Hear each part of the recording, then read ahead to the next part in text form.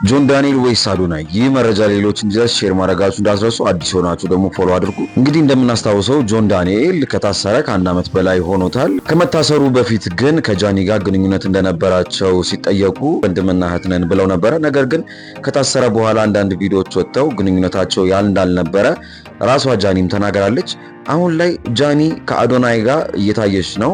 በሚጠየቁበትም ሰዓት ወንድምና እህት ነን ብሏል። ነገር ግን አንዳንድ የሚወጡ ቪዲዮዎች ወንድምና እህት ብቻ እንዳልሆኑ የሚያሳይ ነው። ጆን ዳንኤል ከእስር ቶሎ እንዲወጣ እየተመኘን፣ ነገር ግን እናንተ ጃኒ ጆን ዳንኤልን ጠብቀው ወይስ ከአዶናይ ጋር ትቀጥል? ሀሳባችሁን ኮሜንት ላይ ጻፉልኝ። መልካም ቀን። ጆን ዳንኤል በመፈታቱ ደስተኛ ነኝ፣ ግን ይሸተኛል ማለት አንዳንድ ጊዜ ነቄ መሆን አለ። አዶናይ ይታወቃል አሁን ላይ ያለበት የፌም ጥግ ከፍታው ኤፒተም ኦፍ ፌም ከፍ ብላለች በጣም። ስለዚህ እሱን የሚገዳደረው ገብቷል። የሆነ ትከሻ የሚለካከው አይነት እንኳን ፌመስ ሰው አልተገኘም። ዩቲ ነበረች፣ ያው ተሰጥቷት ጥጓን ይዛለች እና የምታገግምበት አይነት ስታተስ ላይም አይደለች። በቃ የሆነ አይቦንሱ ነው የቦነሳት፣ ገባ በደንብ ነው የተቦነሰችው። ስለዚህ አሁን ኢትዮጵያ ውስጥ እንዳለ ቲክታከር ቢጨመቅ የአዶናይን ሩብ ያክል ተጽዕኖ መፍጠር እንደማይችል እንደ ሀገር እናውቀዋል። ስለዚህ የተሻለው አማራጭ ምንድነው? ዘ ቢስት አዶናይን ዲስትራክት የምታረገው ወይም ዲሞሊሽ የምታረገው የተቀበረ ሌላ ፈንጂ ስታመጣ፣ ያ ፈንጂ ማለት ጆን ዳንኤል ነው። ጆን ዳንኤል አባቴ 14 ወር ታስሯል። 14 ወር ፈረዱበት። ይሄ ኮኢንሲደንስ ይመስላል አይደለም? በቃ ይበቃዋል። ይሄ ሰውዬ አሁን ይውጣና በአዶናይ በሞኖፖል የተያዘውን የሶሻል ሚዲያ ኢንፍሉዌንሰርነት አየሩን ይሻማው ተብሎ ነው የተደረገው። ለማንኛውም አሁን ጆን ዳንኤል ወጣ ማለት ከባድ ዜና ይሆናል። እንዳለ ቲክታከሮች እሱ ላይ ነው ትኩረት ምናምን የሚደረገው። ህዝቡም አዲስ ፌስ ይፈልጋል። አዲስ ፌስ። የኢትዮጵያ ህዝብ ምን ያክል አሽቄ እንደሆነን የሚገባችሁ፣ የቫይራል ጥመኛ እንደሆነን የሚገባችሁ ጆን ዳንኤል አሁን ትለቀቃለች። አዶናይ ምንም ያክል ቢጋጋጥ የሆነ ያክል ፐርሰንት ስፖትላይት ያጣል፣ ትኩረት ያጣል፣ የሆነ ያክል ትኩረት ያጣል። ፎከሱ አሁን ወደ አዲሱ ይሆናል፣ ወደ ጆን ዳንኤል። ጆኒ እሳት ከሆነችና በጣም ኢንፍሉዌንሻል ከሆነች አዶናይን 50% የመሻማት ፖቴንሻል አላት። እሳት ባትሆን ራሱ 25% ጋራንቲድ አየር ትሻማበታለች። ስለዚህ ለዛ ነው ዘይኖ ሜንታሊቲያችንን ያቁታል። ስለዚህ ቤተር ጋያው ማን ነው? አዶናይን ቂጥ ማድረግ የሚችለው ጆን ዳንኤል።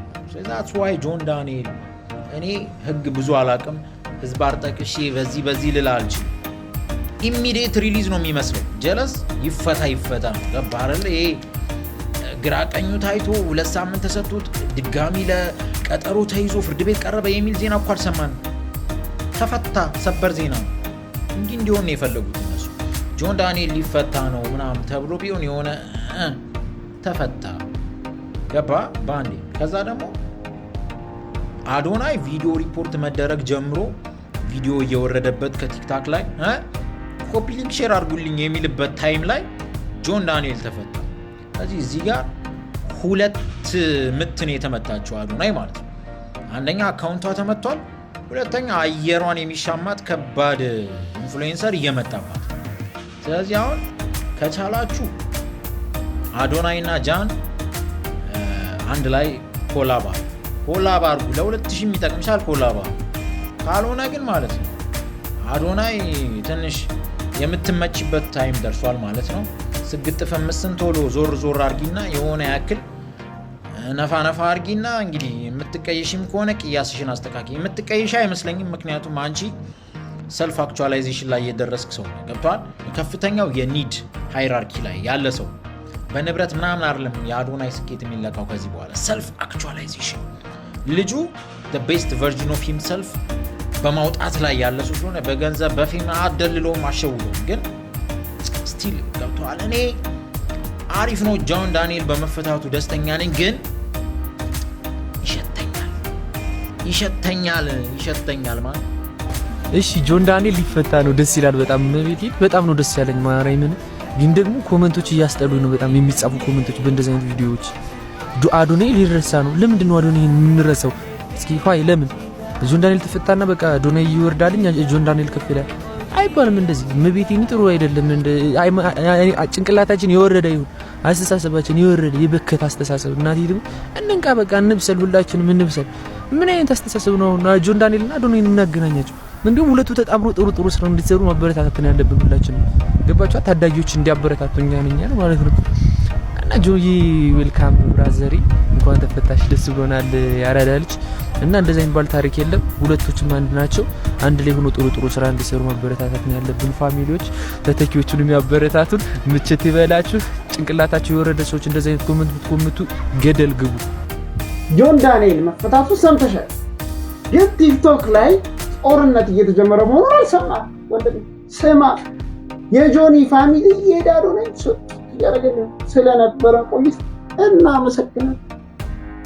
ንጉስ መጥቷል ተብሏል። በቃ ጦርነቱ ሊጀመር እና ለእናንተ የቲክቶክ ንጉስ ማን ነው? እኔ ደግሞ ጓጉቼለታለሁ፣ በጣም ነው ጓጉቼለት እና በላይቭ ደግሞ ቢወዳደሩ መድኃኒዓለም ይለይለታል። እና እናንተ ንጉስ ማን ነው? ኮሜንት ላይ ጻፍ አድርጉ ልጆች። ይኸውልህ 3 ወር አይቆዩም አብረው። እኔ ገንዘብ አስይዤበታለሁ፣ ይጣላሉ። ዳይቪንዬ እንዴት ነህ? እውነቴን ነው የምላችሁ፣ ነገ ይጣላሉ አስወር እና በጣም ጆን ዳንኤልን ሳበታጅ ለማድረግ የእሱን ሪፑቴሽን ነገር ማንም ሰው እዚህ ቲክታክ ላይ እንደ ጆን ዳንኤል የሚፈምስ ሰው አይኖርም። ወላ አዶናይ በለው፣ ወላ በቀለ ቶጋ በለው፣ ወላ ናሆም